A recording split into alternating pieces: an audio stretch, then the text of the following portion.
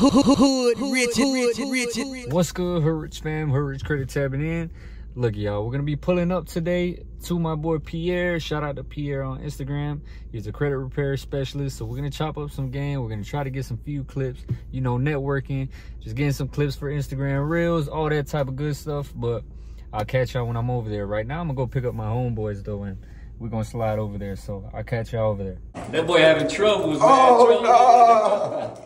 They go Pierre though, man. This shit don't work, bro. Yeah, you go bro, Pierre, Icon, man. don't fuck with that shit. We gonna try that video. I'm gonna drop the video like 2 days from now, something like that. I'll be gone by then. Check me out. Check the fit out. Check okay, that's good. Okay. Check the spot out. Nah, you tripping. Only spot that's lit. Yeah. You look at the walls, you see somebody been painting on this bitch. Like, nah, but it's straight, man. Bro, what? Check me out, bro. This nice flooring. These shits, bro. What the fuck I'm gonna do with this? That's good though, man. We in Brickle, bro. Look at the view you got, man. We in Brickle, bro. What the fuck I'm gonna do with that? Bro, check this other shit out. Nah, it's clean though. I fuck with it. Right here, we gonna shoot some shit up. We gonna shoot some shit up. This is good content right here, bro. Look at this shit. Bro, you see this bathroom, bro? Okay, this bathroom is tripping. Bro. Could have had better floors, a better tile, better tiles. What the fuck is in here? Oh, it's holes. Bro, check out the bedroom, bro. Alright, let me see the bedroom. Okay, you got a walk-in bedroom? I already fucked around and started fucking with the sheets and shit. What nah, this shit hard, nigga. Somebody kicked that bitch in, bro. Let me see. Oh yeah, they fucked this bitch up. Bro, check me out. Check me out. No lights? Oh, thank the Lord, y'all boys, bro. Y'all good luck, bro. Look at the view though. Let's catch the view. That shit was not on, bro. You got a balcony too with this bitch? At the same time, it's like 300 a night. I could have been something better, bro. Nah, it's real nice though. W for anything, bro. Let's check out the view. You feel me? Man, what, boy? So it ain't bad, bro. It ain't bad. It's nice. Yeah, you tripped out. Yeah. Look at this shit, man. You got Pierre complaining about the views. Bro, I'm sorry, y'all. I don't want y'all to feel like I'm bougie, but when I pay for my shit, I like my shit right, bro. I like my shit right, bro. Yeah. But yeah. Man, you can't complain about this, Pierre, man. This shit motivation. This view right here, for the young cats, this ain't bad. And when you looking around you, and you looking at these open doors, yeah, you looking at their offices, you see it's a whole lot of content creators, bro. A lot of content creators out here, man. Got that shit built. Bro, like good networking down here at MIA. And you got the pool. That's a pool, right? Or am I tripping? That's a pool. And then that's an indoor pool as well. That's a fat ass pool. There's way much more. They got the bars, all types of locations, all that good stuff. But you guys, when you come down to Miami, you gotta put your money where your mouth is, man. Nah, that's facts. You gotta go ahead and get it in. I just got off the flight. Hood Rich pulled up on you, man. Make MTV Cribs type shit. Hopefully this light work. Check it out. Test it out yet. But yeah, y'all, finally linked up with the boy Pierre, man. Man, you guys, man, it wasn't overnight. I'm gonna say that. It wasn't overnight. It wasn't overnight, but we finally made it. We're about to drop some sauce. Where do you think we should set this shit up, Pierre? Right here, we talk about, you know, the credit sauce. We're gonna get some few clips. Right here. TikTok, Instagram Reels, all that, man. Oh, hell yeah. We can do it. We can do it. You guys tap in. Make sure you guys like, share, subscribe. There you go. Hey, Pierre, you got a YouTube or not? I do got a YouTube. It's Plug it in. Pierre, Handal, Pierre, P-I-E-R-R-E. And then also too, follow Pierre on the gram, man. Pierre be promoting credit repair. What else you do? So Pierre? You go ahead and see everybody, financial literacy, credit repair. We got the free seminars going live every Friday at 8 p.m. Central Time. So on all social media platforms at Everything Pierre. That's the name, Everything Pierre. Go ahead and lock in with me, Instagram and TikTok. There you go. Y'all know where to find him. So we're gonna get busy right now. I'm loving the views, man. Pierre tripping. This shit go hard. We setting up right now, man. Some podcast vibes. I got my mics plugged. Pierre over there setting it up. And my homeboys taking flicks outside, man. They getting busy with the clothing brand. But yeah, y'all, we're gonna drop some sauce real quick. What's good, Hood Rich fam? Hood Rich Credit tapping in. I got my boy special guest. Introduce yourself. What's going on, you guys? It's Pierre at Everything Pierre on all social medias. That's including Instagram and TikTok. You guys go ahead and tap into my YouTube as well. Handal Pierre, Handal. I'm happy to be here. I'm happy. There you go, y'all. Happy to be here, man. Y'all know where to find me. Y'all watching it, Hood Rich Credit on all platforms. And today we're going like on a podcast type of vibe. We're gonna explain the backstory of us, how we got into the credit space, how we tapped into, for example, me getting approved for high limit credit cards, and then Pierre, he's a credit repair specialist. Yeah, that's what we're gonna do. So where should we start it at, man? Shoot. Pierre, tell the people like how you came up knowing about credit repair, man. So essentially, to be completely honest with you, I came up West Orlando and North Miami Beach. So growing up, I always would see that people would always try to go ahead and get furniture in the house or get approved for a home or get a car, and they couldn't because they rather went and messed up the electrical bill or they were late on something else or this or that. So growing up, I used to see people get denied for a lot of stuff. Yeah. So I understood that because I had $1 million net worth at 19 off of real estate. I understood that if I kept my credit clean and I matched it with a 9 to 5, the bank's gonna give me money. Yeah. So when I started figuring that out, I got $250K in funding. So I was like, okay, at age of 19, this is when I got $1 million net worth while I was serving in the U.S. Army. So right then and there, I figured out, okay, I did this. Everybody else could do it too. Then I started remembering my child and I grew up. Everybody can't do it. It's low income. They're going to miss a payment. Stuff is going to go into collections. So that's when I got big into credit repair. The biggest thing was helping as much people as possible. And it just started off of me fixing my aunties, uncles, my bro, somebody at the park. And then it just started scaling into 6-figure, 7-figure business. Yeah, that's the same shit with me, man. Like once I started learning about the credit repair space, well, mainly I focus more on stacking credit cards. I know about credit repair, but Pierre is more of the professional when it comes to that lane. But with my come up, man, like same shit, similar story. Everybody got the same background. Like me coming out of Section 8 low income housing. And, you know, I wanted more, like every youngin' just trying to make it out, man. I come from Section 8 housing, like I said, low income. Where I come from, it's like we work sun jobs, man. Like we work sun jobs all the time. I was working landscaping jobs. I was working construction jobs. I worked at FedEx. All type of shit, man. I worked like 7 jobs, man. 7 jobs back to back to back under the sun completely. And yeah, eventually I got tired of that shit, man. Like I just started running across like little credit videos on YouTube. It's funny, like the way I ran the way I ran towards credit was I watched a video by, shout out to CJU, man. I don't know if you know CJU. CJU, I don't. You got to put me on. CJU, man. So CJU, the way he interested me in credit was I saw a video, like 100K blueprint on how to stack a bunch of credit cards. Yeah. And I seen that he was more like the type of credit guru where like he had chains on, he had that certain lifestyle, like where it's relatable to where I come from, right? And I was like interested, bro, because like people really don't tap into credit because they like see a white guy in a suit and it's kind of intimidating. At all. You get me? At all. So that's how I tapped into credit, man. I started seeing his videos and then I started getting addicted to credit, like very addicted to it. I remember I saw CJU posted like a Navy Fed play. Apply with Navy Fed right now on the personal side. They approving people for 25K limits. I remember my sister, prior to that, her highest limit was a Chase credit card. It was a 4K Chase credit card. Yeah. And she wanted a new credit card to build like a fence around her crib. She had gotten a new crib, so she was trying to build a new fence. And I was like, okay, I got the perfect bank for you, the perfect credit union in this case, right? And I went to her crib. I pulled up the application tab. Well, like 2 days before that, I made her, you know, a membership account with Navy Fed. And then we went to her house. I applied for that. I think it was a cash rewards card, and they approved her for 14K. It wasn't a 25K approval, but then when I seen that 14K, keep in mind, like a youngin from Section 8 housing, low income housing, I looked at that approval and I was like, damn, 14K. A youngin has never seen money in his life. And I see an approval like that. And my sister was shocked too. She was like, 14K, my highest limit was a Chase credit card for 4K. That was her highest limit. And then from there, like, just credit started getting addicting. And like, I just started watching a bunch of videos, paying a bunch of mentors, like, and then knowledge started coming to me, trial and error. And yeah, that's how I tapped into the credit space, man. I'm happy you said mentors. What was one good mentor that you could blast out right now, give them a free shout out to help you get to where you got to get to? I was tapping into CJU, man. I tapped into CJU. That was one of my first mentors.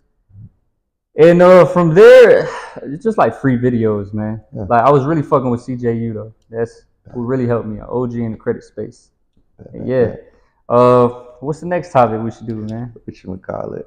Plays. Like what plays? Credit card stacking plays. Credit card stacking place. All right, I'm I'm big on gonna that. jump right into yours. So hold on. Yeah, I'm gonna jump right into you because you already talked about credit card stacking. Yeah. So boom. So what credit card stacking play would you say is elite? Give us a little sum. I know they gotta tap in with a mentorship, Yeah. but give us a little sum on what you're giving right now. If you trying to go ahead and stack, what are 2 places you can go? And what's the method? What's the blueprint? Okay, so before you stack, y'all, your credit has to be in position. Okay, we talking about no late payments, no collections, no charge-offs, no bankruptcies. Okay, no negatives on your credit report. So this credit stacking method could work with each of the banks that I throw you. Right, you want to have something like a 700 plus for like banks like American Express because that's what they want to see. Utilization under 10%. Everybody knows that, bro. Like if you owe another bank and you try to go to another bank and apply for some funding, they're not going to approve you. They're going to look at you stupid sideways. Exactly. Another thing, inquiries don't really matter. Like as long as they're not recent, you straight, man. Inquiries don't really matter. I've gotten people approved for 15 plus inquiries on their credit report and they still get approved for high limits. What else? I think that's about it. That's how your personal credit profile should look like. Okay. Now you obviously should have your LLC set up. Okay. Once you have your LLC set up, people say 2-year-old shelf corps is the best thing to do. Yeah. I definitely would recommend 2-year-old shelf corps because there's certain banks, there are credit unions that want to see at least 2 years of you being in business. But sometimes you don't really need that, man. If your credit profile is looking very strong, you don't have to have an aged business. So now you got that foundation set up. Okay, now we're gonna go to the banks. So your personal credit profile should be strong too when it comes to your credit card limits because banks look at comparable credit. So if you have low limits on your credit profile, let's say something like a 2K credit card on your credit report, you think the bank's gonna approve you for 20K limits? You get what I'm saying? So you need comparable credit. Like you need some high limits already reporting on your credit profile. So that's why I always would recommend somebody that's just starting their credit profile to hit something like Navy Fed. Because Navy Fed, even though it's cliche, everybody talks about Navy Fed, but it's true. Like there's a #1 credit union that will throw you a 25K approval with some like 6 to 8 months of credit history. Okay, Navy Fed will throw you that bag. So once you got that high limit reporting as well, which a requirement that I forgot, now you line up your institutions. You line up institutions that pull from TransUnion. You line up some institutions that pull from Experian, and then some that pull from Equifax. Okay, but a little tip: always go for the soft pull credit cards. Okay, when you go for the soft pull credit cards, keep in mind, banks, when they see a recent increase, they're going to deny you. You get what I'm saying? But if you go for the soft pull applications in your credit stacking play with each bureau, they're not going to see them recent increase. Exactly. You understand? So once you got them soft pulls out the way, now you line up the hard pull institutions. So a little play that I tell people in my mentorship class is get 2 computers, okay? Get a homeboy, a sister, a family member right next to you. They got a computer, you got a computer. You pull up 2 tabs, let's say that pull from Experian. She pulls up 2 tabs that pull from Experian as well, okay? And y'all line up the applications with your information pre-filled, and you click submit, submit. She clicks submit, submit at the same time. 4 applications submitted at the same time. Yeah, you're going to receive the hard inquiries, all 4 on your credit report. But the thing is, keep in mind that inquiries take 5 to 10 seconds for them to post. So the banks, the credit unions, they're not going to see them recent inquiries on your report. You get what I'm saying? So you do that shit with every bureau. And then you eventually just stack up credit cards. You get into the garden stage. 6 months, you're not applying for no credit. And then you just rerun the play. Like, that's how it is. 100%. So, and I'm happy you said the inquiries, because the biggest thing about the inquiries, right? Sometimes they don't matter. They don't matter, right? They're inevitable. People get funded all the time. But after you run those plays, I want to tell them how to go ahead and remove those inquiries. Because some people don't know. There you go. And you can remove them over the phone, right? He just went and dropped some fire sauce on you guys. I don't know if you guys listen, but I'm going to replay it, right? 2 people, 2 computers. Make sure you guys are tapped in and you hitting the soft pulls first, as well as you're going to that first credit bureau round, whether it be Experian first, Equifax, then TransUnion. Go ahead and kill it by the credit bureau. Some of you guys are killing it by the banks. You feel me? It's okay to stack banks, but you want to know where those banks pull from and see what's the best bet. Because if you have a bank that's pulling from all 3 credit bureaus, you just messed up all 3 on one hit. I'll give you an example. Capital One. Capital One, I always recommend my clients to stay away from Capital One because they pull all 3 of your credit reports, okay? So go ahead. Bro, 100%. So when it comes down to the inquiries, it's easy to move your inquiries. The only thing you have to do is literally Google the number for Equifax, TransUnion, and Experian. Here's the trick, because you guys have probably heard this a million times. Here's the trick. What I've learned with my mentees and what I've had, because I have a VA that works in Experian in Singapore. She's let me know that in the first hour and the last hour that they close, their calls are being monitored by the manager, so they have to abide by the law. So other than getting somebody in the middle of the day that doesn't care, they're not going to want to help you, the first hour and the last hour are your best bet. So when you call in, let them know, hey, I see some unauthorized inquiries on my credit report. I need to go ahead and get them removed. I understand you're just a customer service representative. I need to be transferred to the fraud department. Once you get transferred to the fraud department, if you get transferred and the person doesn't answer it, hey, I'm a fraud technician, I'm a fraud department, it's not the fraud department. You just got transferred over to a customer service rep, their friend, their homie, somebody to the left or right of them. They're going to say, hey, I can help you, I can help you. No, under the FCRA 609, I understand that you cannot help me. I need to be transferred to the fraud department. Once you get transferred to the fraud department, let them know, hey, I see unauthorized inquiries on my credit report. I already went to your website, though it says that I don't have to submit a police report and I don't have to contact the creditors. I just have to make sure you're aware that they're unauthorized. You can remove them. I already did both of those. You don't have to do those things. And you didn't do those things. Yeah. So now they're going to say, okay, let me look in the system. It's going to be a long hold. Remember, guys, first hour and last hour. If you're getting people in between coming back from lunch, their calls aren't being monitored, they don't care. The first hour and the last hour, the managers are monitoring. So that's the easiest way. So you don't have to keep calling repeatedly and having to keep trying to get those inquiries removed. But unauthorized inquiries on your credit report, you don't know where they came from because you didn't authorize them. If you didn't put something on paper and contract, and I'm going to get into consumer law a little bit later to help you know how to compare the credit as well. If you didn't put your name on contract with your wet signature, you did not authorize that individual to pull your credit. You applied for something. Yes, that means you're supposed to get accepted. And 9 times out of 10, if you're trying to remove the inquiry, you didn't get accepted. Whether you went to a car dealership and they shopped it around, or you applied for a credit card and denied it, somebody got paid off for that transaction. Every time somebody pulls your credit, somebody gets paid. Whether it's the creditor, whether it's the CFO of the business, somebody gets paid because they got your personal information and they sell it. So now you can remove all those negative inquiries off of your credit report with that simple trick. That's some sauce right there. I know dealerships also too get paid off each inquiry. That's why they shop your credit around. That's another sauce. But what I wanted to ask you, that's with specifically Experian, right? It's specifically with Experian, but my mentees. My bad to cut you off. So with TransUnion and Equifax, how would they run the play? They would run the play theoretically same way theoretically, but there are new methods out there. The biggest thing was what I've seen is that first and last hour. If you don't want to sit here with TransUnion back to back to back, that first and last hour. But the other way that I do it is I send in letters or I'll fax. So if I fax them, it's a little bit more faster. Letters, 30 to 90 days. But my mentees still are ripping it through TransUnion and Equifax on the first hour of the day. If they call because they know it's monitored. Calling on the phone, getting them inquiries removed with TransUnion and Equifax. Yeah, that's some sauce right there because I've had a lot of people have issues with getting them removed off the phone. So they say the best route is. What was that? Some people don't want to be consistent too. They give up. Yeah, that is true. Yeah. Okay, that's some sauce right there, man. Next data point. What we gonna hit next, man? What you thinking, Pierre? Hey, we going off the dome with this shit, man. I'm comfortable right now. I'm going off the dome, bro. What was the best credit card stacking that you got, amount wise? What was the highest you stacked? One credit card? One go. I got a lot of credit cards, man. Shit.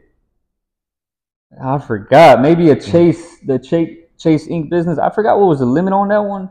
Y'all know I did a review on it. I think it was 25, 27, some shit like that. I forgot.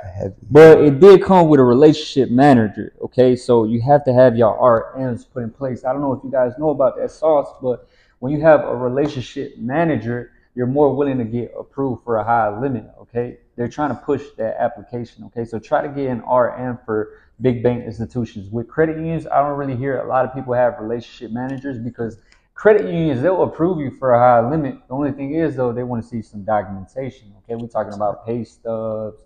Y'all get the point. Okay, y'all get the point with what the credit unions ask for. Okay, and then identity purposes as well. They want to see your ID and all that extra shit. Okay, but yeah, man, maybe that chasing business swipe and maybe Fed. Obviously, I got a couple 25s. Damn. What's the most you funded a client? Funded a client? Okay, that's a good question. Around I remember I was doing this one client. He was an Amazon FBA client, and his credit profile was looking very turned. And then also too, he had a lot of income to provide because he was very big on Amazon. So I made him stack some business lines of credit instead of credit cards, okay? Because that's the play. When you're making a lot of income, you can show that income and you got a good credit profile. I wouldn't recommend you to go for business credit cards. I would recommend you to go for business lines of credit. But he got over 300K in business lines of credit. That's not that bad. That's great. 300K, 400K. I don't remember specifically, but yeah, that was in one round. Like, think about, the additional 6 months. All right, when he gets into the garden stage, 6 months later, he get another 300, 400K on his, report. So I say that's the amount. Yeah, that's the amount. That's not bad. And I like that you keep mentioning that the personal credit report has to be spot on. It has to be solid, man. I can't tell how many clientele that I get. They're like, you only got one late payment. Only got one late this or one late that. And I'm like, bro, we start at $720 for funding. Yes, you can start at $680, sometimes it's $650. But I start at $720 on my personal funding, right? But the biggest thing is you have to have 3 to 5 accounts. And you have to have at least one card with a 5K limit. Yes. Because they need to see that comparable credit, like you mentioned. Comparable credit. So when it comes down to repairing your credit, you guys, it's beneficial. Because if they see a hospital bill for $30, $40 or an electricity bill for like $40, $60, why is the bank going to give you $20,000 when they see you got a collection sitting here for $60 that you didn't pay? Yeah. They're not going to want to give you that. It's a liability. So I tell you guys all the time, repair your credit, repair your credit, repair your credit. Even if you're not tapping into it myself, right? Having my team repair it for you and getting results within the first 30 to 90 days, you can repair your credit at home using these 2 laws. You want me to break down the method? Yeah, go ahead. Got time.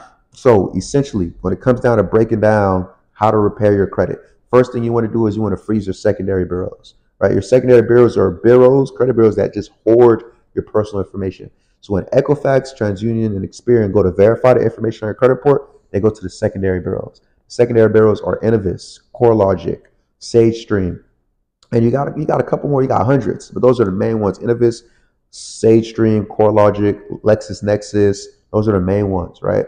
When you go over to them, freeze your report, opt out, right? Opt out of them sharing your personal information. Once you're done doing that, here's where you start getting into paperwork, right? And some of you guys make the letters so strenuous. You can literally Google debt validation letter on Google. That'd be the first thing that pops up. So I'm gonna give you guys a freebie, right? Go to Google, put in debt validation letter. It's literally free. It's open market stuff that you can Google. I'm gonna tell you guys further the laws that you need to put that is not open market on those actual applications to get that stuff removed. Put debt validation letter. That's the first letter you're gonna send because now I need you to validate the debt. Yeah. I need you to tell me, can you verify this debt that's here, whether it be a collection, eviction, foreclosure, bankruptcy, whatever that may be. I need you to validate that. Yeah. Now, when I send in that letter, what I'm going to do is I'm going to do a double method. So I'm going to send a letter with my name, right? Last 4 of the social on there, date of birth, and the address. Also, I'm going to attach my driver's license. I'm going to attach a utility bill. Do not just take the photo of the mail, right, in the envelope. Take it out the envelope. Leaves a full document that shows your name and your address, right? And you're going to take a photo of your social security card. If you lost a social security card, send in a W-2. Yeah. As long as it has a social security number on it, you're good to go. Send in those 3 documents with that letter. The letter you're going to get right from Google. So now all you're doing is plugging in your account and your account number and saying, hey, I need you to validate this debt. It's not mine. Now, once we send in that letter, we're not waiting, right? We're sending in certified mail with return receipt and tracking so that somebody has to sign for it and I can track when it got to you guys. By the time it's sitting in there, hold on, I almost forgot one thing. For the letter, backdate it. You want to backdate the letter. That's what I was about to say. It's very important. Backdate the letter. Usually I backdate mine 15 days. 15 days, yeah. So by the time they get it, usually 7 days or so, they're already on day 21. They got 30 days to talk back to you. If they can't talk back to you in 30 days, they have to remove it by law, right? These credit bureaus are not the government. They're just another business with your personal information. That's all they are. And the disputes go through, automatic systems, so you can backdate it and it's going to work. Exactly. So once we send it in, right, what you're going to do now is you're not going to wait that full 30 days for them to respond. No. What I do is I do a jump method. So now when I know the letters have gotten to them, I'm already hitting up. And it usually gets them 5 to 7 days. I'm already hitting up the CFPB. Yeah. Guys, these 2, bro, we're unfuckwittable, bro. when you got somebody that can repair the credit and stack the credit, you guys, bro, we gotta do a package one day. Yeah, no, for sure. We gotta do a package. Cause bro, when it comes down to it, this knowledge that we have, it's not like we learned this overnight, right? We've been through years and years of research, YouTube, mentorships to be able to get this information. It took its time, man. It took its time. Like when you constantly grinding, bro, like in this credit space, you running a lot of clients, like you just pick this shit up, man. You pick this credit shit up. And it's crazy because you can learn anything off of networking too. That's the biggest thing. Yeah. That's the biggest thing. We in Miami right now, city of networking, man. 100%. So you guys, once you go ahead and go over to CFPB, you submit that complaint, right? Guys, don't overthink it. You need to validate that information. These credit bureaus are misusing your information. They're going to literally copy and paste the letter that you sent out in there, and you're going to let them know at the bottom. Here's one script I like to put at the bottom. And there's another extra method that I use as well that I'm going to put you on. Mm-hmm. I put this credit bureau is in violation of not reporting in 30 days. I want everything negative off my credit report, which are the accounts I included up ahead, removed immediately. Keyword removed immediately. Now you're not only telling them what to do, you're telling them when to do it. Also, what I do is I attach an invoice. Yeah. I send an invoice for Experian, Equifax, and TransUnion. You can go on Google, type up an invoice. Yeah. $1,000 for each negative thing that's on there, and you attach it to that complaint. So now, when they go ahead and get that, because you can sue the credit bureaus by law for putting negative items on your credit report. That's defamation, right? Yeah. It's not in your character. Now you can't get approved for a house, car, loan. So now I attach those invoices, send in that dispute. By the time I send in that dispute, I'm waiting 2 to 3 days. Remember, guys, I waited 5 to 7 days till the letter got to them. I had it to CFPB same day. Hey, they didn't get to me in time because they're not going to be able to. Boom, sending those invoices in as well with the letters I sent. Then I'm turning around and I'm going in and I'm calling up the credit bureaus. I'm calling them up. I'm saying, hey, did you receive my letter? I'm not verifying no debt. I'm not verifying nothing. All I'm doing is calling them up and say, hey, I sent out this letter. You guys are removing this stuff. What's going on? What's going on? What's going on? And I'm beating it into the agent's face that, hey, you guys are in violation, man. You want to lose your job? Yeah. Like, what's going on here? And by then, what's happening is they're just putting something into the software. You're not going to get it deleted off that first call. Now, by the time you sit back, you're going to be able to see that stuff is coming off that credit report. Usually around 7 days or less after you make that call. Yeah. I see stuff dropping off. That's one method, but there's many methods on how to remove those items. Here's another caveat. If stuff's not dropping off, right? Yeah. Another thing I do is I go ahead and start using consumer law because nobody's above the law. First thing we used was debt validation. It was pretty much the identity theft route, right? FTC report, all that good stuff. Just go to ftc.com, put identitytheft.gov, send in the FTC report. Tell them, hey, you lost your wallet, somebody stole your identity. That was one part that I missed as well. Yeah. You want to do that towards the beginning after you freeze the secondary bureaus. But I've had people that have done it without an FTC report, believe it or not. But that's another pillar that you're going to need. Also, when it comes down to it, the next letter that I sent out after I've seen stuff falling off, or if they don't want to have stuff fall off, I send a letter containing 2 laws. If it's a negative account, no matter what it is, I send, literally, you can copy and paste 15 USC 1681. That law lets them know you don't have permissible purpose, or you don't have permission to be able to put anything on my credit report without my written consent, without my wet signature. 15 USC 1681. The other one I have too as well is for late payment. So if anything's late, your account can never be late. It can never be late by law. So if you see a late payment pop up, use 15 USC 1666B. You just copy and paste that code. Yeah. And then at the bottom, you put the account in between. You copy and paste that code. At the bottom, you put the account number. And underneath it, you put, you are in violation of this law. Please remove or delete immediately. You send it off. Those things are falling off. Now your credit's where it needs to be at. Now you come over to Hood Rich Credit. You get your credit stacking, and you can scale any business to grow. Hey, I'm liking this shit, man. Homie going in. Y'all heard the back to back to back. He knows his shit, man. Stop playing with him. Stop playing with Pierre, man. But yeah, like he said, once you got your credit clean, you come to Hood Rich Credit. I'll show you how to stack these credit cards with credit unions, big bank institutions.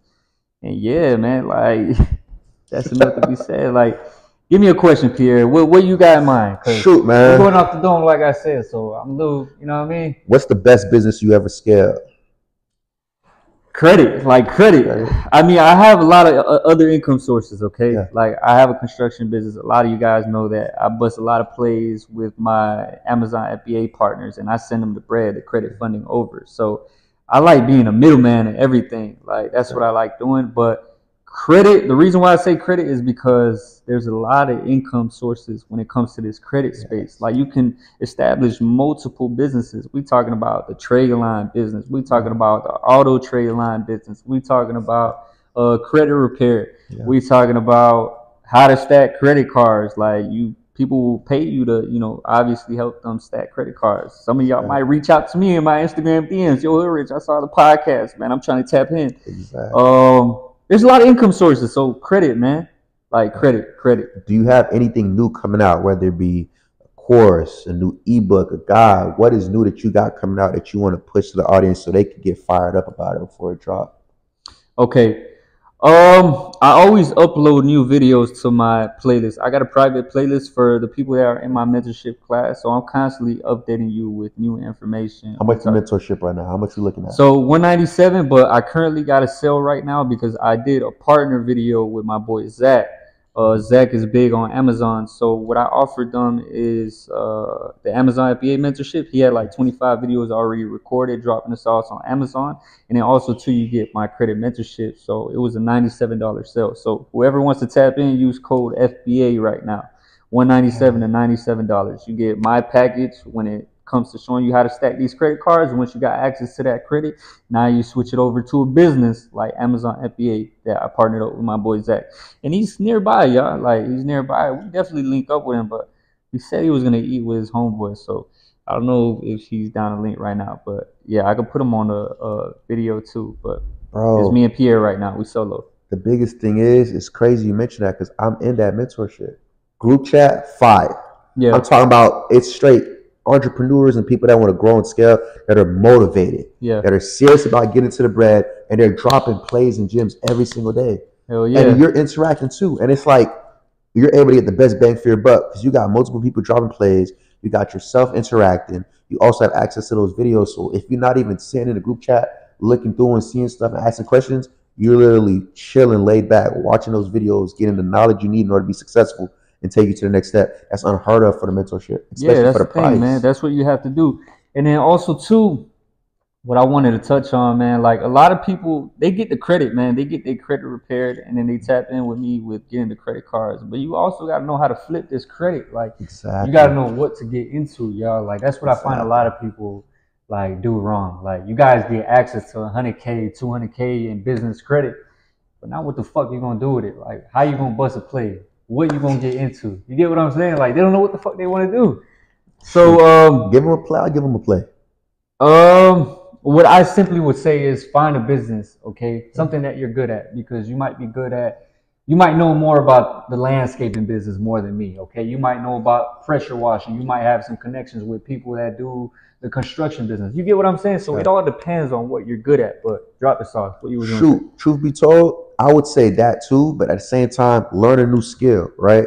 And when you learn a new skill, some of you guys are scared to go back to school. When it comes to this credit stuff, we didn't just pop up and say, yo, I'm about to scale 6-7 figures in a business. Yeah. Do this. We had to learn. We had to sit here for the hours in. So if you're not willing to learn a new skill, you're not going to get to where you got to get to. The best skill to learn is something that involves email marketing, SMS marketing, website design, or any type of social media management. Why? Because those are online businesses you can scale that businesses are going to need. One thing that's not going out of business is businesses. Everybody has a new idea. Everybody wants to scale. So if you offer somebody website design, now here's where the money comes in. You got to hire a VA. You got to hire some cheap labor or something overseas that you're able to charge or give $100, $200 to, and you're charging the actual client $1,000, $2,000 to go to the website. Yeah. The easiest thing to scale, even off of Fiverr and Upwork. They already got a third party right there. Yeah. So Fiverr and Upwork, you hop on there, you offer your services. You don't have to know too much about it. You just have to know the main basics. As long as you can find a VA that knows and is well versed, you can literally say, hey, I don't have you on a monthly retention. If we have no client, we have no client. If I have a client, I'll pay you and we'll get the job done. Okay. But truth be told, we're going to go ahead and market that on what? Social media. Yeah. And we don't have to sit here and try to figure out a blueprint. One thing I always say is, don't try to reinvent the wheel. The wheel's already invented. Slap some oil on that joker, and keep it rolling. That be smack that shit hard. So like, there's so many different Instagram accounts, TikTok accounts that website design. If you Google website design, so many accounts will pop up. All you gotta do is literally, you can even take their videos, photo credit at the bottom, and you can upsell. This is stuff I put in my mentorship. That's some sauce right there, man. Upsell in the actual caption area. And be like, hey, if you like ideas like this, you want to get your website built by my team, go ahead and comment the word website. You'll see your direct message. Now you're getting messages. Now you got people on calendar. When they get the direct message, we use ManyChat on Instagram. Another gym for y'all, ManyChat. I fuck with ManyChat too. ManyChat. Like ManyChat? Yeah, I fuck with ManyChat. Lit. Send that person a direct message. They can book consultation, all that good stuff. So now you're not focused on sending everybody individually the link. You feel me? So now you automate the stuff. So all you gotta do is post free content. You already got your worker. You're not getting paid until you get a client. So now we're taking a $1,000 client, $700 client. Who cares if it's a $300 client? You're paying the VA $50. You get a little cut off everything. So now you're able to scale. I feel like that's the easiest business scale with no overhead. And if you got funding behind it, if they would, you got credit score stacking, imagine what they could do off money, add to that money, putting it towards other teams. Bro, have a whole team. And my bad to cut you off here. We're filming on a phone right now, and I got the mics plugged in, but I just want to make sure that this shit is getting recorded, man. I just want to make sure. I was thinking about it too at the the whole time, man. I just want to be stress-free with this shit, man.